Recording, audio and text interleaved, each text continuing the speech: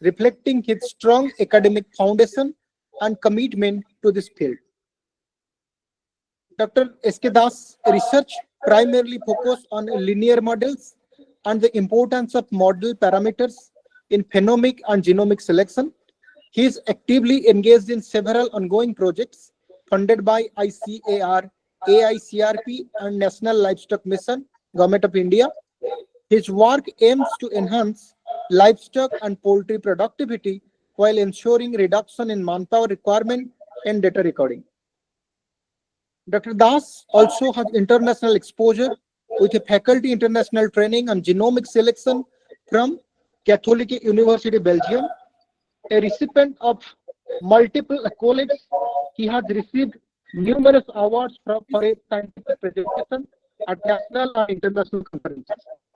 In addition to his research contribution, Dr. Das is deeply involved in teaching and mentoring, shaping the next generation of veterinary professionals.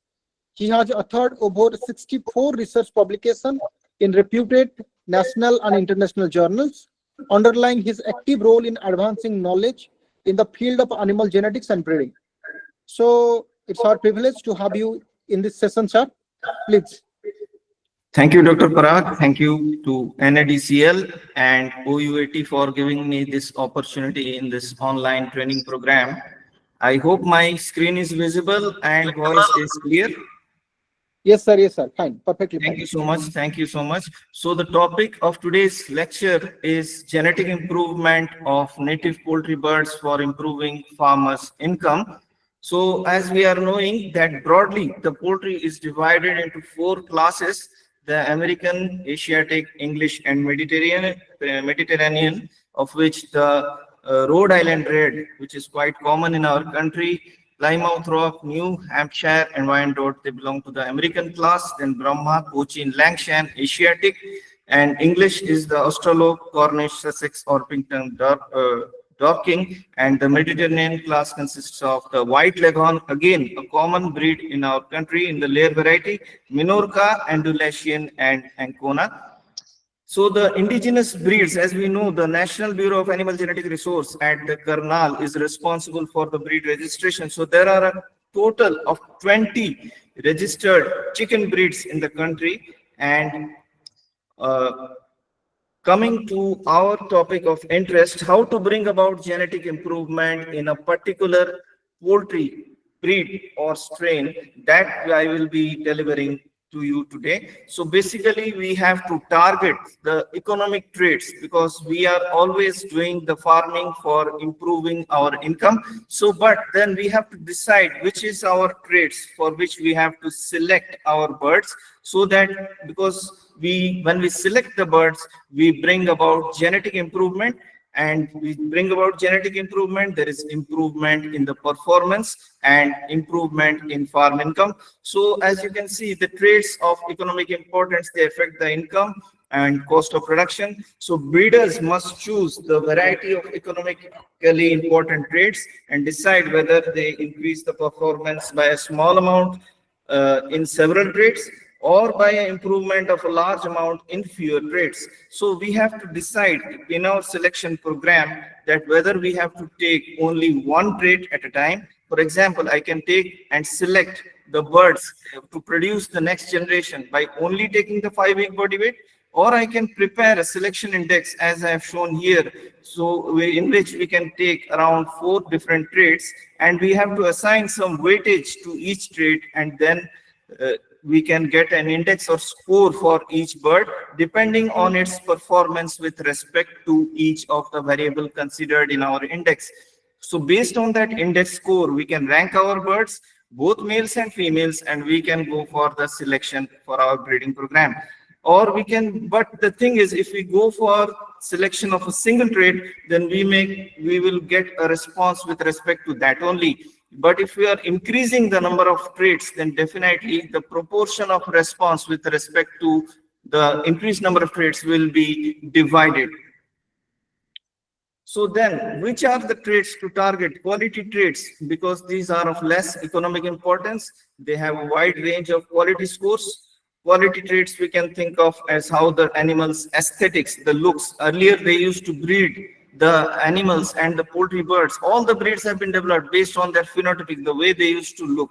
So that is no longer important these days. The production traits are of the highest economic value, because these days the poultry, the chicken, are raised for either the meat or the eggs. So they are those traits which are related to the growth of the bird or which are related to the egg production have the highest economic values. And these traits are also should be easier to record. Means we have to, for example, body weight is easy to record, egg number is an easy to record, and each are related respectively to the meat and egg production of the poultry. Reproductive traits are also equally important, because what is the fertility of the bird? It's very important. It is not only related with the egg production, but also the chick production, or which is correlated with our hatchery production. Aesthetic traits, behavioral traits, these are of less economic significance these days, and relative economic value is usually a function of I with respect to the aesthetic or behavioral traits.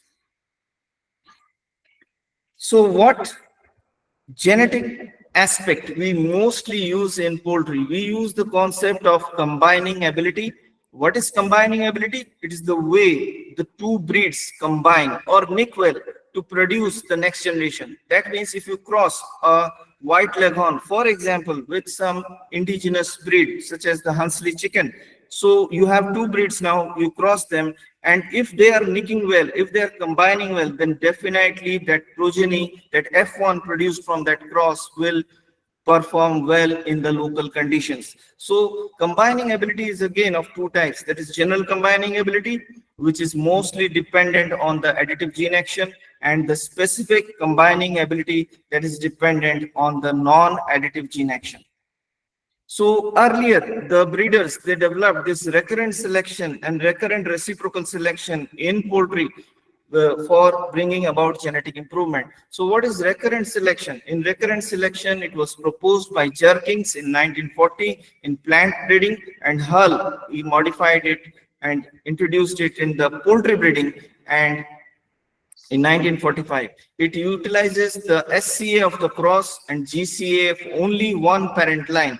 So I can show you through the diagram. So what happens in the recurrent selection program is that in the recurrent selection, there is an inbred tester line. This is the inbred tester line. So this is the base generation 0. This is the first generation. Again, the inbred tester line, the first generation will be produced by breeding the individuals or parents from the generation 0. So we'll go for the generation 1. Again, we'll take the individuals from the generation, males and females from the generation 1 to produce the next generation. But the thing is, in inbred tested line, in the recurrent selection program, we are not going for any kind of selection or anything. So it's we are only mating the closed flock breeding. That's why it's inbred.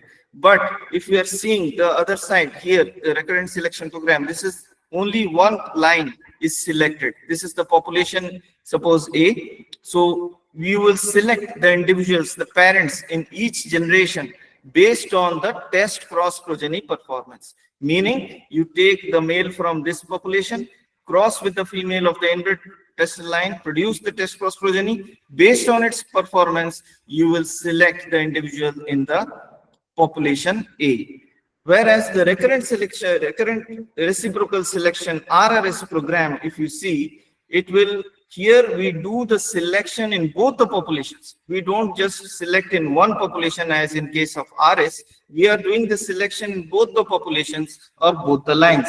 So first line, if you see, we are selecting the males and females based on the test cross progeny. The second line also, we are selecting based on the test cross progeny, and the parents that we select in case of both the populations or both the lines, we will produce the next generation. So this RRS concept, it was given by Comstock, Robinson, Harvey in 1949. You can see these are older concepts, and it utilizes both the general and specific combining abilities. The general specific combining ability depends on the additive gene action, and both the parent lines are segregating populations here. No tester line is used. So general, what is the additive gene action, if you all will ask? Then it's very simple. If you have two genes, gene A and B, so both will act additively. That means One will produce a protein, the other will also code for the protein, and both the proteins will act for the growth of the bird. So they will not kind of dominate or mask each other's effect. So that is what additive gene action is, and additive gene action decides the general combining ability. So the reciprocal recurrent selection utilizes the GCA as well as the SC. So how to develop? Now these days we are doing the selection programs and trying to develop new breeds or strains. So how to do that? There are two ways in case of chicken. So one is your selective breeding, other one is the cross breeding. Selective breeding, very simple. You fix your traits, you target some traits, like here it is mentioned for broiler birds, for the birds raised for meat purpose. We will take the traits such as average daily gain, 5-week body weight or 8-week body weight, growth rate, FCR. So these traits are having heritabilities. Heritability means how much it will be, how much the genetic component will be inherited of each trait to the next generation. So that heritability of these body weight traits is usually high, moderate to high. Moderate to high means it is more than 30%, we can say. And for layer traits, for the chicken which is selected for egg purpose, the heritabilities of the traits like the egg number, egg size, egg weight, these are usually lower side, less than 20% or around 25%, we can say. So, but if we are still wanting to develop a meat purpose breed or strain, then we have to select the birds based on each of these traits, or as I told earlier, we can develop an index which will combine 3 to 4 traits. Or if we want to develop a layer type, egg type breed or strain, then we can go for selection of the birds based on the fertility traits such as the egg number, only one trait, or we can combine 3 to 4 traits also. So selective breeding means the selection of the individual based on its performance with respect to a particular trait, and then we will breed those males and females to produce the next generation and keep on selecting. And after 5 generations, we can call that, or we can claim that we have developed a variety. But what is a crossbreeding? It is very easier concept. Crossbreeding, we take 2 breeds. Suppose we take a RIR breed and we cross it with our native chicken, suppose Hunsley. So this is becomes a 2-way cross. So now the offsprings produced can be called as the composite or synthetic population. We can then go for selection in those F1 generation based on any of the traits, based on our direction of selection or our purpose of selection. If we want to select the individuals based on their meat purpose, then we have to take these broiler traits. If we want to select the individuals based on the egg purpose, we have to take the layer traits. So then this composite population that we have developed by crossbreeding the F1 generation, we can go for selective breeding and then strain development, subsequently variety development. So what is a breed? First, we have to know what is a breed. Breed is a specific group of domestic livestock with definable, identifiable external characteristics. So if we see the asil bird, they are looking in a particular way. They have the height, they're strongly built, fight birds. So they are having a particular type of phenotype, and they have been selected for hundreds of generations for this purpose. That's why they carry those genetics which are responsible for their fightness or their alertness. So then it is also defined as an interbreeding group of individuals which is isolated in a geographically and reproductively from phenotypically similar groups, and separation led to acceptance of its separate identity. So breed, we know that it has developed. We see India is so vast. So we have the northeast region, we have the eastern region, southern, northern, northwestern region. Here in Punjab, we have the Punjab brown breed, and it has been developed through generations, hundreds of years of selection due to this geographical isolation. And of course, these days the communication has improved and there is a transportation has improved. But think hundreds of years back, such things were not there. So the farmers or the livestock keepers in the earlier times, they used to breed those individuals dependent on a specific phenotypic characteristics, and that's why this breed development happened. So justification for a new breed development, if we are going for in this time, current time, if we want to develop a new breed, for what? What is the justification we have to give? For example, if I want to develop a breed of chicken in Odisha, then I have to think that what is the local climatic region of the, suppose in the eastern Odisha, there is a hot humid climate, and we are having what kind of target traits, whether I want to raise the chicken for backyard purpose, or I want to develop a breed for layer type, or I want to develop a breed for the meat type. This is what I have to decide, and then go for my selection program. So steps in the breed development, choosing of the foundation breeds. Here we will choose whether I have, what should be my foundation breeds. So we have to decide whether I should go for RIR and Hunsley, just two breeds, or I should go for RIR, White Leghorn and Hunsley chicken, three breed. That is what the foundation breed is there. Then crossing program, we have to follow whether I have to follow a two breed cross or a three breed cross. And then finally, we have to go for the selection. So then choosing of the foundation breeds dependent on the geographical management and the production systems. And we have to check the complementarity of the breeds. This is also quite important. So complementarity means how the breeds are combining well or nicking well the same GCA, SCA concepts which I told you just before. So then if we are going for this crossing program of these breeds, so first we have to select the breeds. First we select the, if we are going for the two-way cross, then we select the A breed and B breed, and we get the F1 generation.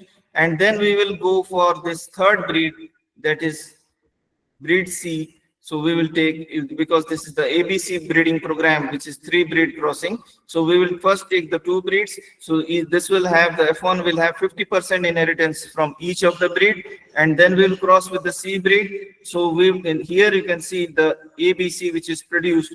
This generation will have 50% of the C group.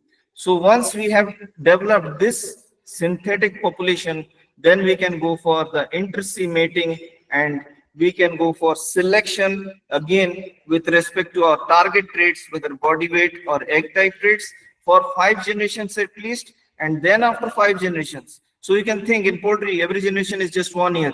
So you will be able to develop a new breed after 5 generations. So similarly, if you are going for a 4 breed crossing program, that is the ABCD is the 4 breeds. So first you cross the A with B. So you have 50% from each group. Then C with D, you have 50% from each group. So you are producing this ABCD is the, each is having 25% of blood level from each of the breed, and then you are going for the same inter-C mating. If you see both the programs, first we developed, the meaning is here we are developing a composite population, and then we are going for, once we are developing that inter-C or composite population, we are going for the inter-C mating, and subsequently we are going for selection. Again, 5 generations we have to go for the selection for developing the new breed.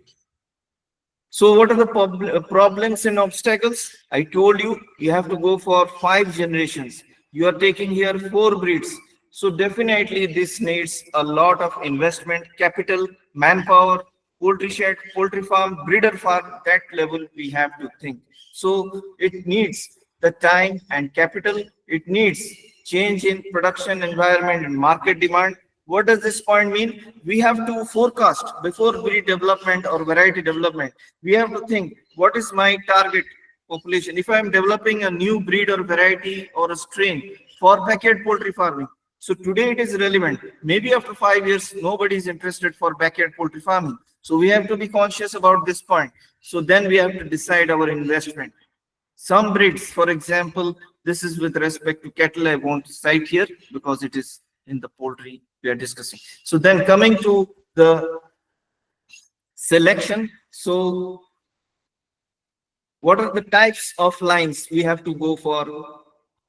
There are 2 types of lines we can develop in poultry. In poultry, we can go for 2 types of lines. One is your inbred line and the other is mildly inbred line. So how you will go for a line development? Line means a population of poultry. Suppose you have a poultry farm of 5,000 poultry birds. That means that 5,000 poultry birds, and you are running that poultry farm for 10 years. That means every year you have to regenerate those 5,000 birds. So you are having kind of a line at your farm, that line or population of 5,000 birds at your poultry farm. So that line you can develop by going for only inbreeding. Inbreeding means you can go for close inbreeding like parent offspring mating, that is not recommended for our commercial poultry, or mildly inbred line. So any kind of a poultry farm you see that if it's a breeder line, then the base generation is always, the base genetics is always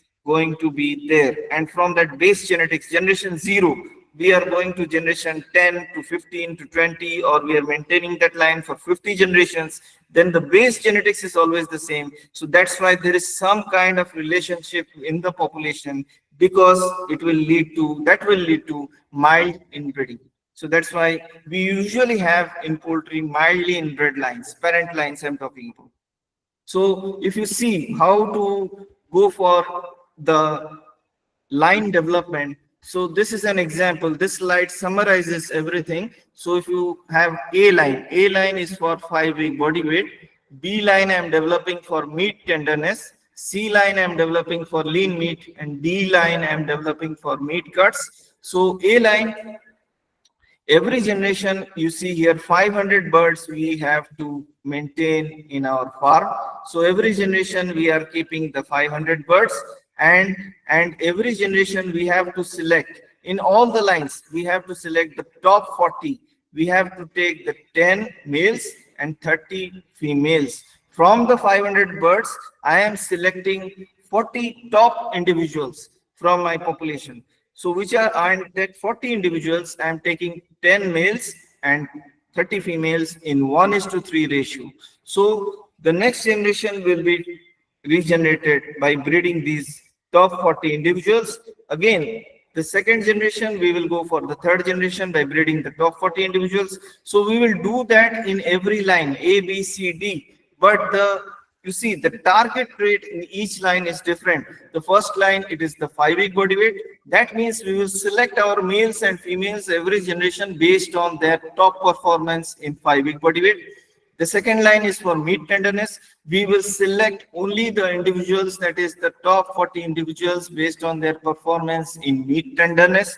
Third is the lean meat. Lean meat means less fat in the meat. We will select them on the basis of their marbling, or the what is the fat percent in the meat. And fourth is the meat cuts. In poultry we have this breast, shank, drumstick. These meat cuts should, if the bird is good, then we will select only based on that. So now I have gone for such a breeding program and prepared 4 lines, A, B, C, D in this example, and after 5 generations I can have confidence and claim that I developed the 4 lines. And then here the title is diallele crossing or combining ability. That means once I prepared the lines, this is my patent, this is my IPR. I prepared the lines now, but now I want to market them. So I will not sell my lines. I will never give the males and females to any farmer or any customer from this A line, or only from the B line.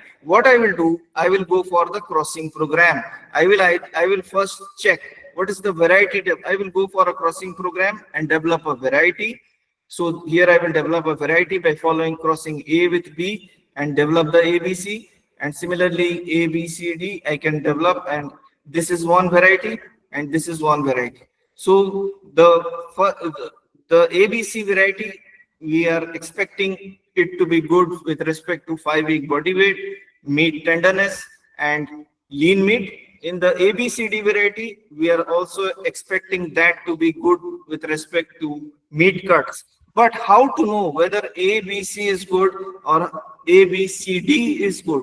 For knowing that, we have to go for the diallele cross analysis. So what is the diallele cross analysis? It is very simple, looks complicated. The simple thing is we prepare some table. We have to go like this. So diagonally you see this is the only the homogeneous population A with A, but the off diagonal it is showing the combination or the progeny that is produced by the cross with A with B, or the AC cross or the AD cross. So off diagonals are showing what is the performance of the crosses. So this X bar indicates the mean of the crosses. Understand? So then this horizontal, the X bar A dot means the mean performance of the A line with respect to all the crosses. So what is the reciprocal effect of the cross? We will calculate by this formula. And once we calculate that, we have to go for what is the GCA. So if I say what is the GCA of the A line, I have to take this value as well as this value from this last table. This value I have to pick along with this value, and I will calculate what is the GCA. Similarly, I can calculate what is the specific combining ability of this AB. So this is very important. So specific combining ability of the performance of the progenies, mean performance of the AB crosses, and the mean performance of the reciprocal crosses, the BA crosses. So we are getting all these values from this table. So we have to produce progenies, around 300 progenies for each type, each two-way cross, and then take their mean performance, calculate the GCA, calculate the SCA, and once we are calculating that, we will be able to know which variety, whether I should go for ABC variety or ABCD variety is good. Of course, this table I have shown only the two-way crosses. The same thing we can extend, the same concept we can extend for the three-way and four-way crosses. That's the ABC and ABCD which I am talking about. So once you calculate the GCA and SCA, you will be able to know which cross is the best based on this performance. Such as the AB cross, what is the total genotypic value? We will add the GCA of the A line, GCA of the B line, and the SCA of the AB. So if you see, it's very easy. So you have to produce suppose you have ABC 3 lines. So you have to go for the genotypic value. So genotypic value for the AB is GCA of A, GCA of B plus SCA of AB. Similarly, in case of BC, if it is, so genotypic value of BC, so GCA of B, GCA of C, and SCA of BC. And so on, we have to utilize the concept of GCA and SCA. And I have told you again, the general combining ability depends on the additive gene action. That means two genes are there, A and B. They are coding for proteins. Both proteins are combining, they are adding their effects to produce a particular phenotype. That is the general combining ability. That is the additive gene action. But specific combining ability, that depends on the non-additive gene action, which you are knowing is the dominance and the epistasis. That means A will mask the expression of B. Only A will code for the A protein, which will control the phenotype. The B protein won't be able to give any contribution to the phenotype. So this is what is the non-additive gene action. So SCA is about non-additive gene action, and these concepts we are utilizing for variety development, GCAC you are knowing in the process, and line development also, line development which you are doing for the selection. So then coming to a strain, strains are produced within a breed. So if there is a RIR is a breed, I can produce one strain by selecting only for egg number, annual egg production. For example, another strain B, I can develop by selecting for shell quality, shell thickness, egg shell quality. So you can imagine I can develop two strains from one breed only. So what is the target? The economic traits are changing. One trait, one RIR population I am selecting only for egg number, annual egg production. Another RIR population I am selecting for shell quality. So I have two strains. So like that, anybody can develop any number of strains from a breed. Coming to industrial poultry breeding. So we know poultry today is big in industry. So there is a high reproductive, they have very high reproductive ability. The poultry birds are having really high reproductive ability because they are having a short generation interval also. You are knowing in poultry average, we will say that every year we can regenerate a population. So that's a short generation interval. And poultry produces so many eggs. These days, the RIR birds, the white leghorn birds, the white leghorn population, the commercial which is available, they are producing around 320, 325 eggs. That is so high. And artificial incubation of eggs is possible in poultry. You can have small incubators for your backyard farming even. 5,000 capacity, 2,000 capacity. You can have big incubators, 10,000, 15, 20,000 capacity. That is what is artificial incubation of eggs is possible in poultry. So storage of fertile eggs. Again, you can store the fertile, artificially inseminated at your farm.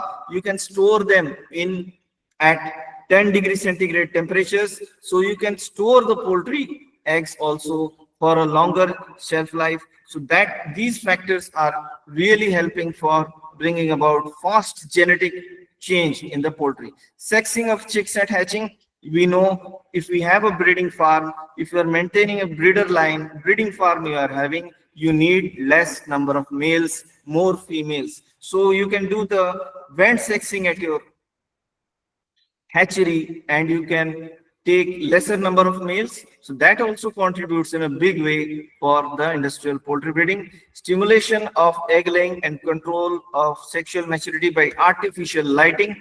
So photoperiod stimulus, we are knowing we can control in smaller species like a poultry, we can control the light time, the duration at our shed. We can intervene the management at our will and bring about necessary managemental interventions to get optimum genetic output. So major international companies these days in the poultry are your Hendrix Genetics, the EW Group, which is of Germany. The Hendrix Genetics is from the Netherlands, Canada, France, and Scotland. The Cobb Ventris of the USA and Grimont Frères of France. So their main product, you see, they're producing this egg layer, ISA, then Babcock, Shavers, Declab, Bovens. Again, this one, the EW group is producing the egg layer.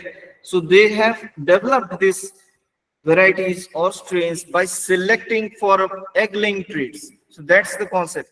This broiler, Cobb and avian, they have been developed by selecting for meat type traits. So in case of Grimont Frères, the egg layers, this is the Novogen, and broilers is the Hubbard. So structure of commercial poultry breeding farms. So I will talk about in the this towards the end of my lecture, what is the nucleus breeding scheme. So now you are knowing that I told you about selection and development of poultry lines through selection. So that is the one concept. Then after developing the lines, we can go for their crossing. We can develop a two-way cross, three-way cross, four-way cross, depending on the number of types of parent lines we are having, and we can go for the development of variety. So now once we are having our parent generation or parent lines, we are now our farm, our breeder farm becomes a nucleus breeding farm. So in poultry, we are practicing closed nucleus breeding scheme because the poultry is a small species and our nucleus flock is usually closed. Closed means we don't allow birds or any avian species from outside to enter our farm or our nucleus flock. So that is the concept. The CNBS is followed in poultry, the closed nucleus breeding scheme. So if I am a poultry breeder, I have the great great grandparent line. I will send to you and you become the GGP. Then the next, if you send to someone, you will send the male line and female line of a particular variety. So you become, the next level becomes the grandparent breeder, then the parent breeder, then the commercial, then retailer and consumers. Retailer means those who are just raising at their farm. They have no issue with the breeding. They have no involvement in breed development. All the breed development, all the big science happens in the nucleus art, where we do the genetic improvement through selection. So we are having the great grandparent line, that is our patent, that is our IPR. So we will send it out next internationally. We can send anywhere, and to a particular country we can develop a GGP center. Then that GGP center, to the states he can develop a within the country they can have the GP centers. Then GP centers in the different districts, they can have the parent stock centers, and then the parent stock they will send to the commercial layers or the layer farms. They will just raise the birds and produce the eggs. They will not practice any kind of selection or anything.